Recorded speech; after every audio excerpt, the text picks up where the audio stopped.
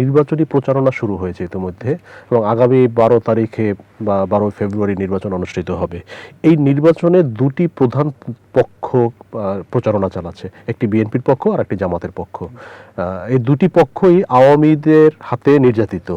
এখন এই দুটি পক্ষের মধ্যে ইদানিং বক্তব্য সহ নানা কর্মকাণ্ডে কাদা ছোড়াছুড়ি সহ তাদের মধ্যে একটা সংঘাতের আশঙ্কা দেখা যাচ্ছে।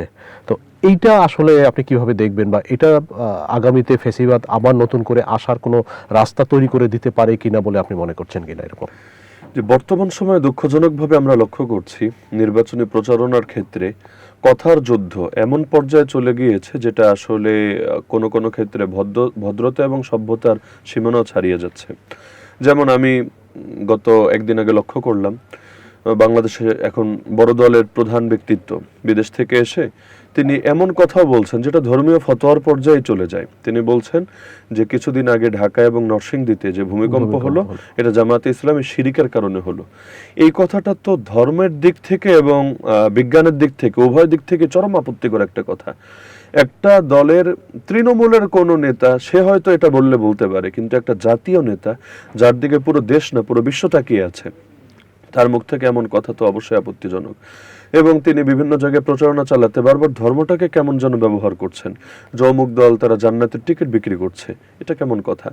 জান্নাতের টিকিট বিক্রি করার কথা কেন আসবে? আর কেউ যদি এমনটা বলেও যে ভোট দিলে তুমি জান্নাত পাবা, এটা তো আমি দেখতে পাচ্ছি তার দলের লোকেরা ইতিমধ্যে এই পরিমাণ বলেছেন যেটা দিয়ে ভিডিও পাবলিশ করতে চাইলে বিশাল লম্বা ভিডিও হয়ে যাবে।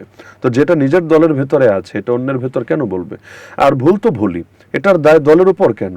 একজন ব্যক্তি যদি ভুল করে এই ব্যক্তিকে বোঝানোর চেষ্টা করা হবে, ব্যক্তির উপর আপত্তি করা হবে, কিন্তু একটা দল কেমন ভাবে উপস্থাপন করা হবে তারা কাফের হয়ে গেছে, তারা মুশরিক হয়ে গেছে, আর এই ফতোয়া দিতে তো মুফতিও হাজারবার চিন্তা করবে।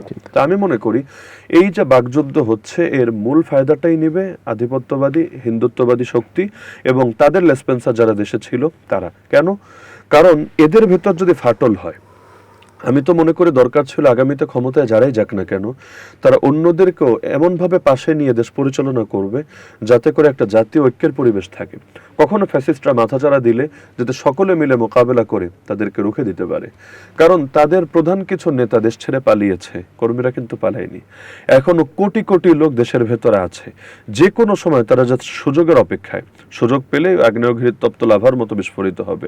তো যেখানে সকলের মাথার উপর একটা হুমকি আছে, আমরা দেখেছি আমাদের ভাই শরীফ ওসমান হাদিকে কিভাবে টার্গেট করা হয়েছে, দিনে দুপুরে শহীদ করা হয়েছে।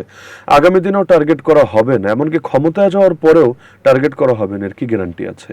তো যখন এরকম হিংস্র নখর আমাদের মাথার উপর চেপে আছে, তখন যদি নিজেরাই এভাবে কাদা ছোড়াছুড়ি করে এটা দুঃখজনক।